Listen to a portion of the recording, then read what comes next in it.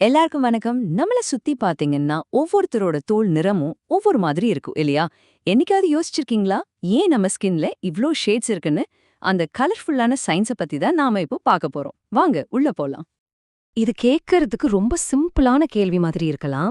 ஆனா இதுக்கான பதில் நம்மளோட மரபணு, நம்மளோட பரிணாம வளர்ச்சி, இப்படி ரொம்ப ஆழமான விஷயங்கள்ல ஒளிஞ்சிருக்கு. வாங்க அந்த ரகசியத்தை நம்ம ஒன்னா சேர்ந்து தேடி பார்ப்போம்.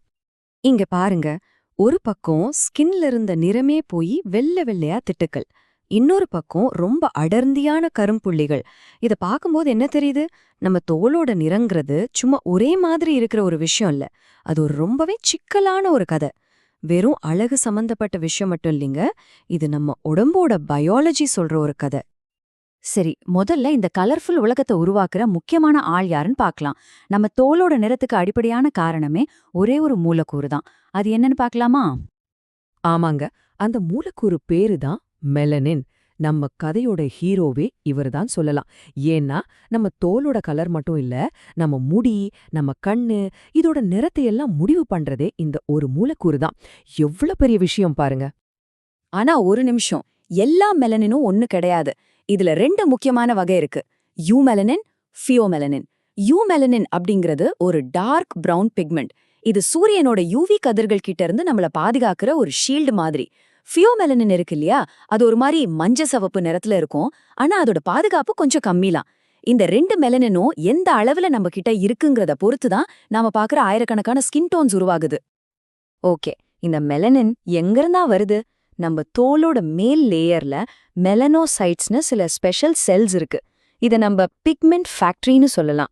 நம்ம உடம்புக்கு எப்போ தேவையோ அப்போ இந்த ஃபேக்டரிஸ் மெலனினை உற்பத்தி பண்ண ஆரம்பிச்சிடும்.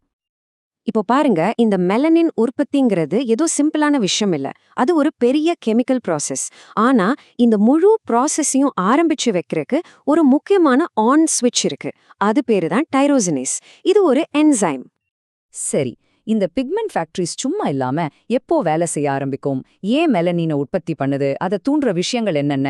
வாங்க அடுத்த பகுதியில அதை பத்தி விரிவா பார்க்கலாம். முக்கியமா 3 விஷயங்கள் இந்த ஃபேக்டரிஸை ஆன் பண்ணுது. ஒன்னு, நம்மளோட ஜீன்ஸ். நம்ம அப்பா அம்மா கிட்ட இருந்து வர டிஎன்ஏ தான் நம்மளோட பேசிக் ஸ்கின் டோனை முடிவு பண்ணுது. ரெண்டாவது, சூரிய ஒளி. இது ஒரு பவர்ஃபுல் ஆக்டிவேட்டர். மெலானின் உற்பத்தியை உடனே ஸ்டார்ட் பண்ணிவிடும்.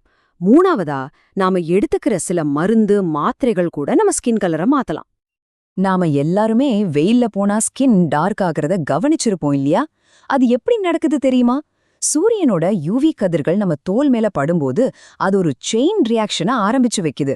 அது போய் நம்ம மெலனோசைட்ஸை தட்டி எழுப்பி வேலை செய்ய ஆரம்பின்னு சொல்லுது. உடனே அந்த டைரோசினேஸ் என்சைம் வேலைய ஆரம்பிச்சிடும். கடைசியா உருவான மெலனின் சின்ன சின்ன துகள்களா மத்த ஸ்கின் செல்ஸ்களுக்கு போய் ஒரு பாதுகாப்பு கவசம் மாதிரி ஃபார்ம் ஆயிடும். நாம இப்போ பேசின முழு ப்ராசஸையும் இந்த டயக்ராம் அப்படியே நம்ம கண்ணு முன்னாடி காட்டுது பாருங்க.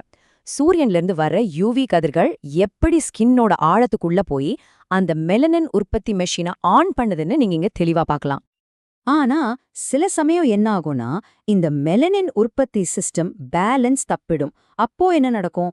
அதுதான் நம்ம கதையோட முக்கியமான திருப்புமுனை. சில நேரங்கள்ல நம்ம உடம்பு போதுமான அளவுக்கு மெலனினை உற்பத்தி பண்ணாது. இததான் ஹைப்போபிக்மெண்டேஷன்னு சொல்றோம். இதனால ஸ்கின்ல வெளிரி போன மாதிரி திட்டுக்கள் உருவாகும். இதுக்கு ஒரு நல்ல உதாரணம் விட்டிலிகோ, அதாவது வெண்புள்ளி நோய். இது ஒரு ஆட்டோ இம்யூன் கண்டிஷன். சிம்பிளா சொல்லணும்னா, நம்ம உடம்போட பாதுகாவலனே, அதாவது நம்ம இம்யூன் சிஸ்டமே தப்பா நம்மளோட அந்த மெலனின் ஃபேக்டரிஸ், அதாவது மெலனோசைட்ஸ அழிச்சிடுது. இதனால அந்த இடங்கள்ல ஸ்கின் தன்னோட நிறத்தை முழுசா இழந்துடுது. இதுக்கு அப்படியே ஆப்போசிட் ஒரு பிரச்சனை இருக்கு. சில சமயம் நம்ம உடம்பு தேவைக்கு அதிகமா மெலனினை உற்பத்தி பண்ணிடும். இதை ஹைப்பர் பிக்மெண்டேஷன்னு சொல்றோம்.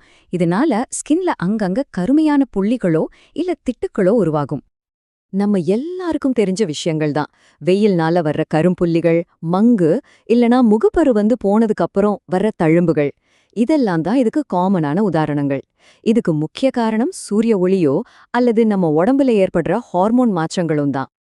அப்போ இந்த மாதிரி நிறமை சமநிலையின்மையை சரி பண்ண முடியுமா முடியாதா? நவீன மருத்துவம் இதுக்கு என்ன சொல்றாங்கன்னு பார்க்கலாமா? பொதுவா ட்ரீட்மெண்ட்ஸ் 2 வகையா இருக்கு. ஒன்னு, நாம சாப்பிட்ற மாத்திரைகள். இது உடம்புக்குள்ள போய் மெலனின் உற்பத்தியை சரி பண்ணும். இன்னொன்னு, நாம ஸ்கின் மேல தடவுற கிரீம்கள். இது வெளிப்புறமா வேலை செஞ்சு அந்த நிறமாற்றங்களை சரி பண்ணும். இப்போ இருக்கிற சிகிச்சைகள் எவ்ளோ எஃபெக்டிவ்னு சொல்றதுக்கு இந்த நம்பர் ஒரு நல்ல சாட்சி. ஒரு ஸ்டடியில மங்கு பிரச்சனை இருந்தவங்களுக்கு டிரானிக்ஸமிக் ஆசிட் மாத்திரைகள் கொடுத்திருக்காங்க. 6 மாசத்துக்கு அப்புறம் பார்த்தா 95.9% பேருக்கு நல்ல முன்னேற்றம் இருந்திருக்கு. இது உண்மையிலேயே ஒரு பெரிய விஷயம். ஆனா இங்க ஒரு ரொம்ப ரொம்ப முக்கியமான விஷயத்தை நீங்க மனசுல வச்சுக்கணும். இவ்ளோ ட்ரீட்மெண்ட்ஸ் இருந்தாலும் நாமளா எதையும் ட்ரை பண்ணக்கூடாது. அது ரொம்ப ஆபத்து. உங்க ஸ்கின்ல ஏதாவது நிறமாற்றம் தெரிஞ்சா முதல்ல ஒரு நல்ல டாக்டரை போய் பார்த்து அவங்க என்ன சொல்றாங்களோ அதை கேக்குறது தான் புத்திசாலித்தனம். சரி, நாம இப்ப வரைக்கும் பார்த்த எல்லா முக்கியமான பாயிண்ட்ஸையும் ஒன்னா சேர்த்து ஒரு ஃபைனல் சம்மரிக்கு வருவோம்.